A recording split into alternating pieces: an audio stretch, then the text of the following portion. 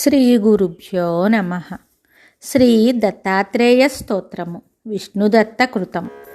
దత్తాత్రేయం హరిం కృష్ణం ఉన్మాదం ప్రణతోస్మ్యహం. ఆనందదాయకం దేవం మునిబాలం దిగంబరం. పిశాచరూపిణం విష్ణుం వందేహం జ్ఞానసాగరం. యోగినం భోగినం నగ్నం అనసూయాత్మజం కవిం. భోగమోక్షప్రదం వందే సర్వదేవస్వరూపిణం. ఉరుక్రమం విశాలాక్షం పరమానందవిగ్రహం. వరదం దేవదేవేశం కార్తవీర్యవరప్రదం. నానారూపధరం హృద్యం భక్తచింతామణిం గురుం. విశ్వవంద్యపదాంభోజం యోగిహృత్పద్మవాసినం.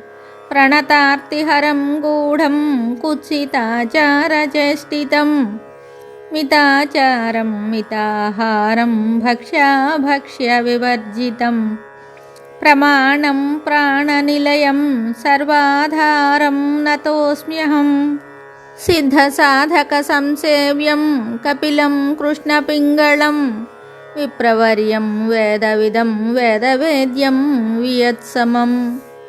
పరాశక్తిపదాశ్లిష్టం రాజరాజ్యప్రదం శివం. సుభదం సుందరగ్రీవం సుశీలం శాంతవిగ్రహం. యోగినం రామయా స్పృష్టం రామారామం రమాప్రియం. ప్రణతోస్మి మహాదేవం శరణం భక్తవత్సలం. వీరం వరేణ్యం వృషభం వృషాచారం వృషప్రియం. అలిప్తమనఘం మేద్యం అనాదిమగుణం పరం. అనేకమేకమీశానం అనంతమణికేతనం.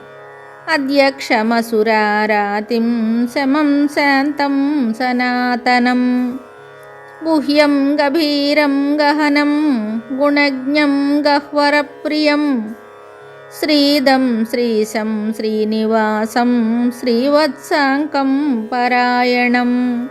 జపంతం జపతాం వంద్యం జయంతం విజయప్రదం. జీవనం జగతః సేతుం జనానాం జాతవేదసం. యజ్ఞమిజ్యం యజ్ఞభుజం యజ్ఞేశం యాజకాం యజుః. యష్టారం ఫలదం వందే సాష్టాంగం పరయాముదా. ఇది విష్ణుదత్తకృత శ్రీ దత్తాత్రేయ స్తోత్రము సంపూర్ణం. శుభం.